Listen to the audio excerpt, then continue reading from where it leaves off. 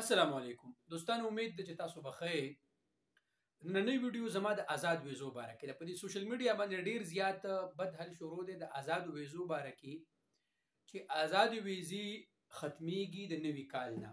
ګورئ دوستانو، یو خبره یاد ساتئ، کله چې تاسو سعودي عرب ته راشئ د مؤسسې په ویزه باندې او بیا ته کله اقامه رینیو کې، نو ته دا خبره کې چې یاره په مؤسسه کې مونږ دومره کسان یو او زما په اقامه باندې زه په فلاني مؤسسه کې يم، په ما باندې دومره روپۍ راځي زما په اقامه باندې. ته ډومېسټک ورکرز به دغه کو.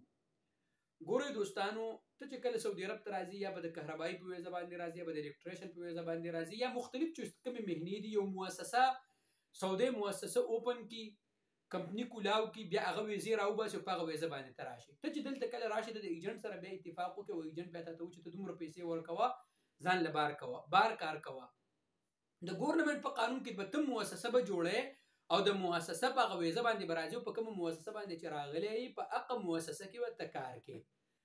اوس دوستانو چې د مؤسسې په ویزه باندې ته راغلی، نو نوم ستا په اقامه باندې د مؤسسې دی، آزاد پې نشته. نو چې قانون د آزاد شته دی نه، نو پابندي به په څه شي باندې ولګي، ځکه د سعودي عرب په قانون کې آزاد کار کول نشته دی. لکه زه دا پویوم، تاسو نور خو تاسو ښه سمجدار یې. لکه یو سړی راغلی دی په ویزه باندې، هغه ځان له بار کار کوي، دغه له خپل سپانسر له منتلي ورکوي، دا د هغه دغه دی. لیکن په قانون کې داسې نشته دی چې ته یو ویزه باندې راغلی چې په کم ځای کې ته ځان له کار کوې، هغه ځای کې ځان له کار کوه.